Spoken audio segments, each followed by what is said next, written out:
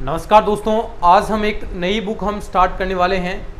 हमने पिछले दिनों में रियल एनालिसिस पूरा कंप्लीट कर लिया, वेक्टर भी हमने पूरा कंप्लीट कर लिया। अब एक नई और बुक हम स्टार्ट करने वाले हैं जिसका नाम है लीनियर प्रोग्रामिंग प्रॉब्लम्स, यानी रैखिक प्रोग्रामिंग समस्याएं क्या होती है। पूरी इंपॉर्टेंट बुक है दोस्तों और बिल्कुल सरल बुक है। जैसी प्रत्येक बुक आ रही है आपकी, सब सरल बुक हैं और ये उनसे भी सरल बुक आपकी होने वाली हैं। कुछ भी जोर नहीं आएगा, 10-12 क्लासेस होंगी आराम से आपके इस बुक में से कम मिनिमम आपको मैं बात करूं तो 3 से 4 क्वेश्चन आपके आते हैं।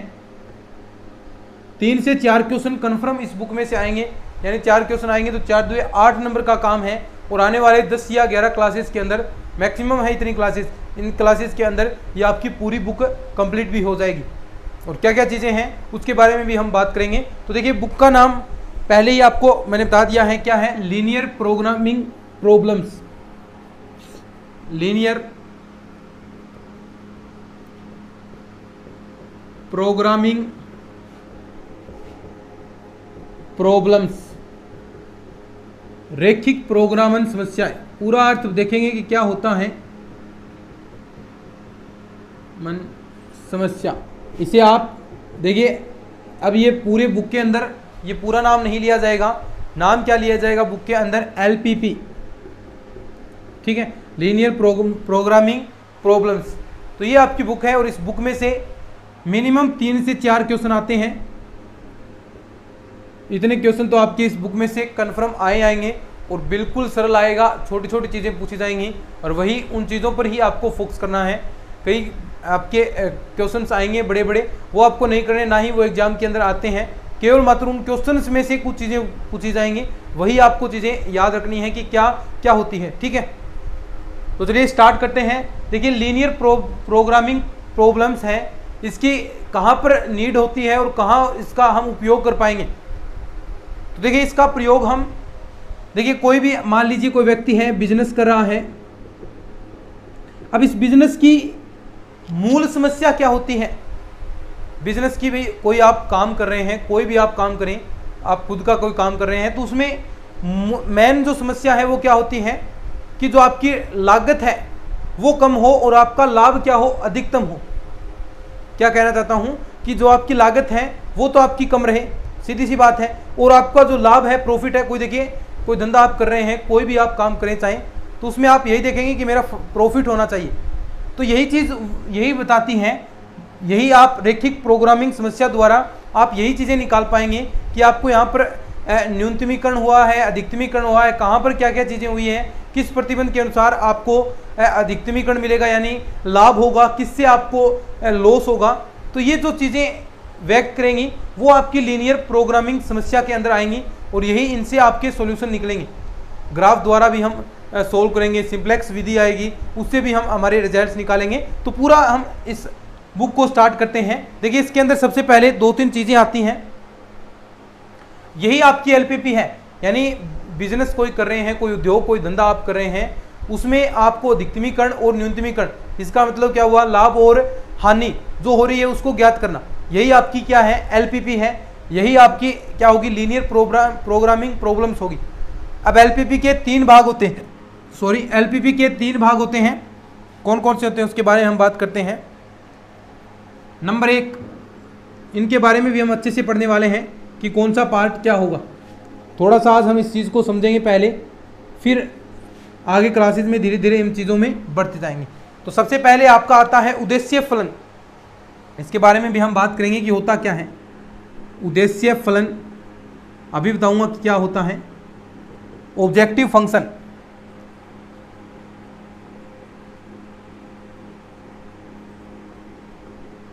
ठीक है, पहला है आपका उद्देश्य फलन। LPP के अंदर ये मुख्य पार्ट होता है। दूसरा, प्रतिबंध या व्यवरोध। प्रतिबंध या व्यवरोध। प्रतिबंध या व्यवरोध, कॉन्सेंट्रेंट इंग्लिश के अंदर कहेंगे। और लास्ट में आपका देखिए, पहला उद्देश्य फलन हो गया, दूसरा प्रतिबंध हो गया और तीसरा आपका होता है ऋणेतर प्रतिबंध। यानी ये पार्ट आपका नेगेटिव में नहीं आएगा। ऋणेतर प्रतिबंध, नॉन नेगेटिव कंसंट्रेट कह सकते हैं ऋणेतर प्रतिबंध को इंग्लिश के अंदर, नॉन नेगेटिव रजिस्ट्रेशन कह सकते हैं, ठीक है, इंग्लिश के अंदर नॉन नेगेटिव रजिस्ट्रेशन ये कह सकते हैं। तो यानी ये आपके 3 एलपीपी के अंदर 3 चीज़ें होंगी, सीधी सी बात है। अभी प्रत्येक चीज़ का हम बात करने वाले हैं कि क्या होता है।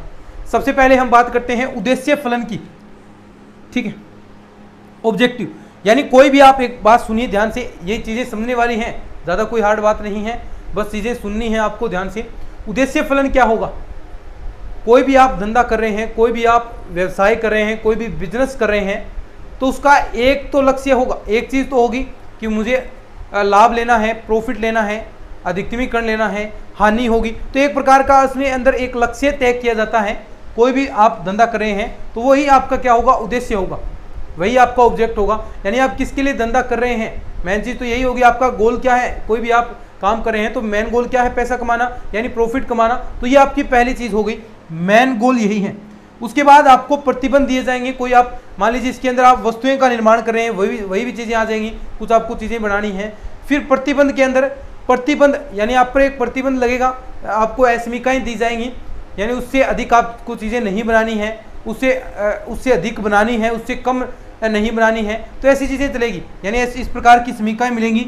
x1 + x2 <= 5, यानी 5 से आपको चीज़ें कम बनानी है। यानी कोई कुर्सियाँ मेज़ बना रहे हैं आप, तो ये कहेगा कि आपको 5 कुर्सी और मेज़ की संख्या 5 से कम होनी चाहिए, तब आप प्रॉफिट चेक करेंगे। और जो ऋणेतर प्रतिबंध, ये तो आपका समझ आ गया ना, प्रतिबंध देगा कि 5 से कम होनी चाहिए। हो सकता है यहाँ पर ऐसा भी दे दे x1 x2 आपका <5 दे दे कि 5 से बड़ी हो, तो ये कोई भी प्रतिबंध दे सकता है। यहाँ पर उस प्रतिबंध के अकॉर्डिंग ही आपको ऋणेतर प्रतिबंध निकालने हैं। ऋणेतर प्रतिबंध देखिए कभी भी माइनस नहीं होंगे, याद रखना। कोई भी चर, अब देखिए कोई आप वस्तुएं बना रहे हैं, ऋणेतर प्रतिबंध क्या है? यही है, यानी आप वस्तुएं बना रहे हैं, वस्तुओं की संख्या हो गई एक प्रकार से। अब देखो यही चर है ना x1 x2, यही आपकी ऋणेतर प्रतिबंध है। अब ये मान लीजिए कुर्सी है, ध्यान से सुनना भाई, ये आपकी मेज है, ये कुर्सी है, ये मेज है। तो ये सर्व समीका संतुष्ट करे, इसके लिए कितने संख्या हो सकती है? यहाँ पर देखो, मान लीजिए कुर्सी की संख्या 2 हो, मेज की संख्या 3 हो, तो क्या ये कभी माइनस हो सकती है क्या? कुर्सियां बना रहे हैं तो कभी कुर्सियां माइनस में बन सकती है क्या? माइनस में कैसे बनाओगे? नहीं बन सकती।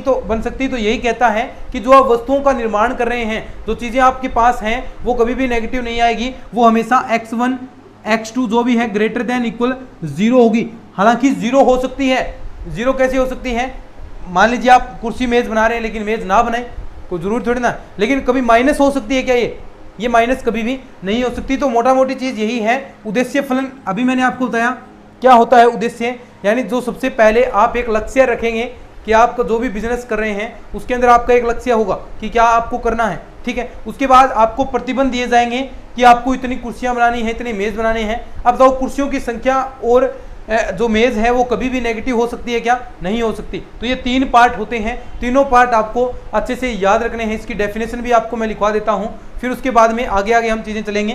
तो डेफिनेशन के अंदर ज़्यादा कोई खास बात नहीं है। उद्देश्य फलन, प्रतिबंध और ऋणेतर प्रतिबंध, एक एक करके डेफिनेशन लिखते हैं, क्योंकि कई बार एग्जाम के अंदर सीधा पूछ लिया जाता है कि निम्न में से उद्देश्य फलन होगा, निम्न में से उद्देश्य फलन है, निम्न में से ऋणेतर प्रतिबंध है।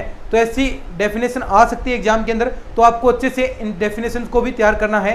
एक बार इसका स्क्रीनशॉट ले लो, जो भी मैंने आपको चीज़ यहाँ पर बताई है, जितनी भी 7-8 मिनट के अंदर बताई है, काम की चीज़ है। ये चीज़ें आपको क्लियर हो गई तो कोई भी दिक्कत नहीं आएगी, किसी प्रकार की दिक्कत नहीं है। आगे बुक के अंदर ही बस सारा खेल यहीं पर चलेगा। उद्देश्य प्रतिबंध, ऋणेतर प्रतिबंध, सारा खेल यहीं पर है। तो एक बार इसका स्क्रीनशॉट आप रख लीजिए, फिर आगे बढ़ते हैं और फिर आगे हम इनकी डेफिनेशंस के बारे में बात करेंगे कि किसकी क्या परिभाषा होने वाली है।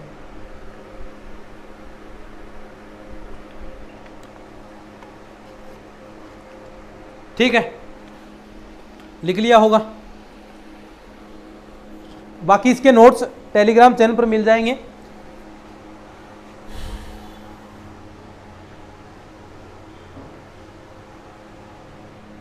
ठीक है, सबसे पहले हम बात करते हैं उद्देश्य फलन के बारे में। नंबर 1 पर उद्देश्य फलन।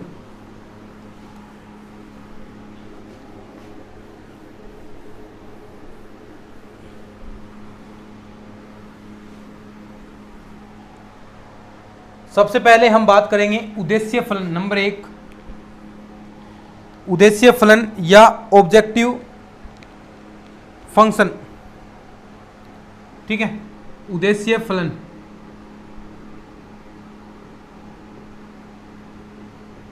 इंग्लिश में कहेंगे ऑब्जेक्टिव फंक्शन। देखो डेफिनेशन लिखना है।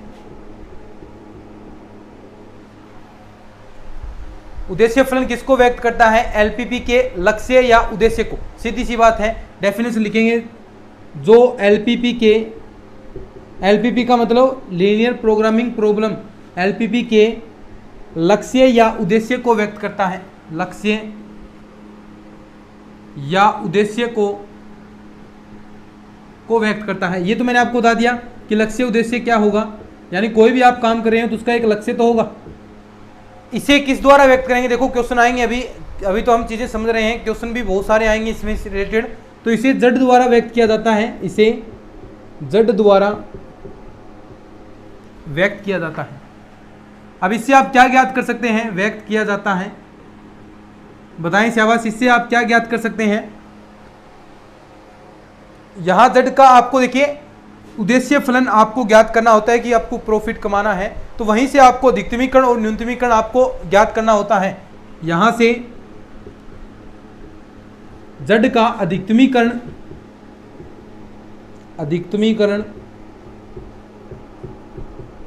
व न्यूनतमीकरण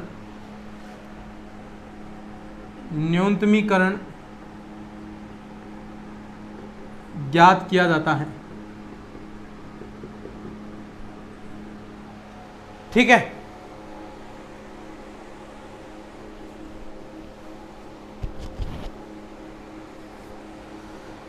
ये तो आपका हो गया उद्देश्य फलन, यानी इसमें एलपीपी का लक्ष्य होगा। अब बात करते हैं हम आगे, डेफिनेशन लिखनी है केवल मात्र। 2 नंबर पर आपको मैंने बताया था प्रतिबंध या व्यवरोध। प्रतिबंध या व्यवरोध यानी क्या प्रतिबंध है आपके लिए? इंग्लिश के अंदर कंसंट्रेंट कहेंगे आप। देखो प्रतिबंध को कैसे परिभाषित करेंगे, अभी मैंने आपको बताया था। तो देखिए इसके अंदर क्या होते हैं, अभी मैंने आपको बताया था असमीकाएं होंगी, जिसे आपको बाद में हल करेंगे तो उसमें आपको समीकरण के अंदर परिवर्तित करना होता है। तो इसके अंदर असमीकाएं होंगी, रेखिक असमीकाएं होंगी। तो यानी सीधी सी बात है, इसमें रेखिक असमीकाएं होती हैं। ये चीज तो मैंने आपको समझा दी ना, असमीकाएं होती हैं, तो इसमें तो आपको कोई दिक्कत वाली बात नहीं है। रेखिक असमीकाएं होती हैं, सीधी सी बात है, जो क्या होगी? एलपीपी के प्रतिबंध को व्यक्त करेगी, प्रतिबंध को व्यक्त करती है। लिखो इन दोनों चीजों को, डेफिनेशन लिखनी जरूरी है। एग्जाम के अंदर कई बार हूबहू डेफिनेशन ही पूछी जाती हैं। देखिए इससे ज़्यादा बड़े क्वेश्चन नहीं बनते, इससे केवल मात्र सरल सरल चीज़ें, जो इंपॉर्टेंट चीज़ें हैं, उद्देश्य फलन क्या है, आपका व्यवरोध क्या होगा, प्रतिबंध क्या है, ऋणेतर प्रतिबंध क्या है, यही चीज़ें पूछी जाएंगी एग्जाम के अंदर।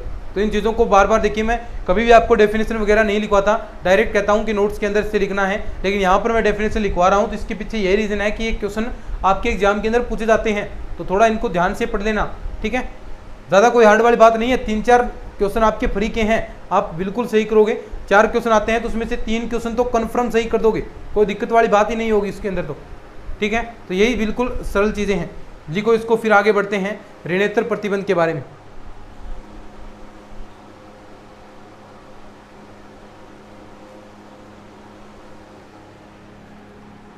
ऋणेतर प्रतिबंध, अब देखो जो ऋणेतर प्रतिबंध क्या होगा, यानी जो आपने चर लिए हैं x1 और x2 थे या x, y हैं, वो कभी भी आपके नेगेटिव नहीं होंगे, वो हमेशा क्या होते हैं? पॉजिटिव होते हैं। लिख सकते हैं आप नंबर 3 पर ऋणेतर प्रतिबंध,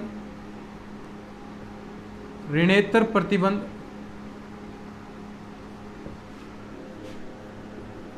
नॉन नेगेटिव। ठीक है, यानी जो चर हैं आपके ऋणेतर प्रतिबंध क्या होता है कि जो आप एलपीपी के अंदर जो चर थे, यानी जो आपने z बराबर एक्स प्लस वाई, इस प्रकार आपका चर आएंगे। x प्लस वाई जो सर्वसमीका आ रही थी, सर्वसमीका नहीं असमीकाएं आएंगी, उनमें जो x और y होंगे वो चर होंगे आपके, और ये चर कभी भी नेगेटिव नहीं हो सकते। मैंने आपको बताया था कुर्सी मेज वाले उदाहरण से, कभी भी कुर्सियों की संख्या, जो आप मान लीजिए कुर्सियों का बिजनेस कर रहे हैं, कुर्सी और मेज का बिजनेस कर रहे हैं, उसके अंदर चर क्या हो गए, कुर्सी और मेज हैं, वही उनका निर्माण करवाने हैं, तो अब आप कुछ ना कुछ तो बनाएंगे। अब कुर्सियाँ और मेज हैं वो माइनस में थोड़ी ना चली जाएंगी, चाहे आप नया बनाएं, जीरो तो जीरो रहेगा कम से कम, माइनस में कैसे जा सकती हैं।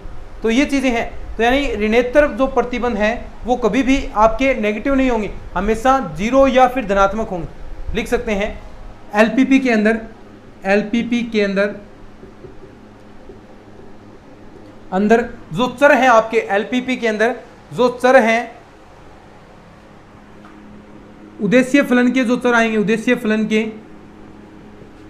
के चर हमेशा शून्य अथवा धनात्मक होते हैं, कभी भी ऋणात्मक नहीं होंगे।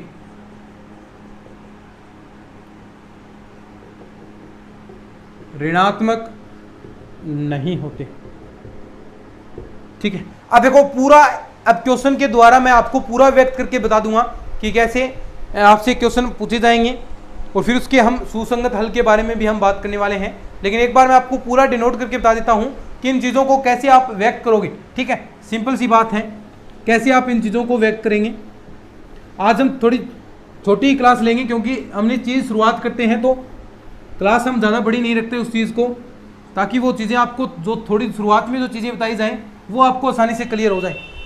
हम पढ़ने वाले इतना ही हैं। इसके अंदर देखिए आपको मैं बता देता हूँ कि कैसे आप व्यक्त करोगे। तो देखिए z, सबसे पहले तो देखिए यहां पर आपको देगा उद्देश्य फलन, z बराबर क्या था, उद्देश्य फलन आपको देगा, मान लीजिए कुछ भी दे दे 2x प्लस का 3y, और ऊपर देगा जो भी आपको निकालना है, ऊपर देगा अधिकतमीकरण या न्यूनतमीकरण, क्योंकि मैंने आपको बताया था कि जो ये उद्देश्य फलन है इसी की सहायता से आप अधिकतमीकरण और न्यूनतमीकरण आप ज्ञात कर सकते हैं। तो यहाँ पर ऊपर आपको लिखेगा कि आपको अधिकतमीकरण ज्ञात करना है। इस प्रकार क्वेश्चन मिलेंगे, एक बार आपको बता रहा हूँ मैं, अधिकतमीकरण। फिर आपको देगा प्रतिबंध, प्रतिबंध को एसटी कह सकते हैं आप, या प्रतिबंध एक ही बात है। प्रतिबंध के अंदर होंगी आपकी असमीकाएं, या फिर आपकी समीकरण भी हो सकती है, रेखिक समीकरण भी हो सकती है, या फिर असमीकाएं होगी, यानी बराबर में भी आपको दे सकता है। ज़्यादातर असमीकाएं आपको दी जाएंगी तो वो भी आपको मिल सकती हैं। जैसे आपको दे दें x प्लस का y लेस देन इक्वल 3, ठीक है। दूसरा आपको दे दे 5x प्लस का 3y ग्रेटर देन इक्वल 6, ठीक है। तो इस प्रकार ये जो चीज़ें आएंगी वो आपका क्या होगा, प्रतिबंध कहलाएगा। यहाँ से आपको चीज़ें सोल्व करनी है, इससे मान निकालना है। समीकाएं आपको पता है, आपने 12th के अंदर पढ़ा था, इसको आप 0 के 3 बराबर का निशान लोगे, फिर आप बिंदु निकालेंगे x और y के, फिर उसे आप ग्राफ के अंदर डिनोट करते हैं, फिर एक आप सुसंगत क्षेत्र निकालते हैं। लेकिन हम उस चीज़ में बढ़ रहे हैं अभी, वो चीज़ जो हम 12th के अंदर पढ़ी थी उस चीज़ तक हम बढ़ रहे हैं अभी, वहाँ पर आएंगे, है ना। कईयों को हो रही होगी कि सर वो चीज़ें हमने 12th के अंदर ऐसा पढ़ा था वैसा पढ़ा था, सेम चीज़ें वही हैं, वहाँ तक हम बढ़ने वाले हैं, चिंता करने की ज़रूरत आपको बिल्कुल भी नहीं है। उसके बाद आपके ऋणेतर प्रतिबंध क्या होंगे। ऋणेतर प्रतिबंध देखिए मैंने आपको बताया, ऋणेतर प्रतिबंध हमेशा क्या होंगे, 0 से बड़ा, x greater than 0, y greater than 0, ये आपके ऋणेतर प्रतिबंध कहलाएंगे। और आपको यहीं से हल निकालना पड़ेगा, किसका, अधिकतमीकरण ज्ञात करो। नीचे लिखिएगा कि एलपीपी का अधिकतमीकरण ज्ञात करो, ऐसे क्वेश्चन आएंगे। अधिकतमीकरण ज्ञात करो, तो ऐसे आपको क्वेश्चन देखने को मिलने वाले हैं। बहुत सारे ऐसे क्वेश्चन हम खुद यहाँ पर आपको करवाने वाले हैं। तो ये तो आपका था, एलपीपी हमने स्टार्ट ही की है, तो ज़्यादा कुछ हमने अभी नहीं पढ़ा, ठीक है। अब देखिए एलपीपी के हम गणितीय स्वरूप के बारे में बात करते हैं। जो हमने व्यक्त किया है ऐसे ही इसको हम कैसे व्यक्त कर सकते हैं। जो ये चर आपके आ रहे हैं इसे फुल फॉर्म के अंदर मैं व्यक्त करके आपको दिखाता हूं। देखिए कैसे करेंगे, गणितीय निरूपण कह सकते हैं आप, समझ में आ जाएगा आप चीजें। गणितीय स्वरूप इसका कैसे आपको क्वेश्चन के अंदर मिलेगा। आप डायरेक्ट देखो फुल फॉर्म में लिखते हैं, मैथमेटिकली रिप्रेजेंटेशन ठीक है, कि कैसे आप उनको व्यक्त करेंगे। तो सबसे पहले तो आपको दिया होगा कि अधिकतमीकरण ज्ञात करना है या न्यूनतमीकरण, आपको उद्देश्य फंक्शन देगा z बराबर, और ये किस रूप में c1x, देखो अभी मैंने आपको बताया था यहाँ पर कोई चर राशि आपकी कांस्टेंट राशि आ सकती है, c2 x1 x2 आ सकता है यहाँ पर c1 x2 c2 x2 ऐसे c3 x3, और ये लास्ट में आपका आगे अनंत तक बढ़ सकता है। तो कितने भी यहाँ पर आपके चर हो सकते हैं, लेकिन मैक्सिमम आपके 3 या 4 चर तक ही क्वेश्चन आते हैं, तो यहाँ पर n चर हो सकते हैं। रही बात प्रतिबंध की, प्रतिबंध को आप कैसे व्यक्त करेंगे, st, वही सेम टू सेम समीकरण होगी या फिर असमीकाएं होंगी, a11 x1 a आगे 1 2 x2 आपका, ऐसे ही समीकाएं आपकी बढ़ती जाएंगी और कहाँ तक प्लस का a1 an xn a1n, और ये पार्ट आपका मैंने आपको बताया था लेस देन, ग्रेटर देन या इक्वल, यानी ये तीनों चीज आ सकती हैं, लेस देन इक्वल, बराबर, ग्रेटर देन इक्वल, ये तीनों साइन यहाँ पर आ सकते हैं। और कौन सा पार्ट होगा यहाँ पर b1, कोई भी राशि से ये आपकी समीकरण देगा कि प्रतिबंध दे रखे हैं कि इससे बड़े होने चाहिए, इससे छोटे होने चाहिए, इसके बराबर होने चाहिए, यानी कोई भी दे सकता है कि मेजों की संख्या आपको समीकरण दे दी कि इसके अकॉर्डिंग निकलनी चाहिए और 5 ही मेज टोटल निकलनी चाहिए सभी को जोड़कर, यानी ऐसे दे दें कि यानी 5 कुर्सियों 5x कुर्सियों की संख्या है, 5 गुना कुर्सियां होनी चाहिए, x आपका वो है, और उसमें टोटल कुर्सियां 10 से कम रहनी चाहिए, तो आपको ये प्रतिबंध दे दिया ना, तो ऐसे प्रतिबंध देगा, ये चीजें समझ गए। और ऐसे ही आपका आगे a21 x1 a22 x2, ऐसे ही ये बढ़ता जाएगा, a यहाँ पर 21 आ गया ना, तो a2n xn, और यही साइन यहाँ पर भी ऐसे ही यहाँ पर लग जाएंगे b2, तो ये चीज़ें आपकी आगे आगे बढ़ती जाएंगी और कहाँ तक जाएंगी, देखो a21 है तो यहाँ पर an1 यहाँ तक चीज़ें आएंगी, x1, ऐसे ही ये चीज़ें आपकी आगे बढ़ती जाएंगी, ann xn, ये साइन यहाँ पर आएगा bn, तो ये आपके प्रतिबंध हो गए। ऐसे हम व्यक्त करेंगे इनको। ऋणेतर प्रतिबंध की हम बात करें, ऋणेतर प्रतिबंध ये क्या होंगे, सारे के सारे जीरो से बड़े या फिर जीरो हो सकते हैं, तो यानी जो प्रतिबंध जितने भी आपके xn तक लिए ना, x1 x2 x3, ये सारे xn तक ग्रेटर देन इक्वल 0 आपके होने वाले हैं, 0 से कोई भी छोटा नहीं होगा, यानी कुल मिलाकर माइनस के अंदर कोई भी नहीं आएगा।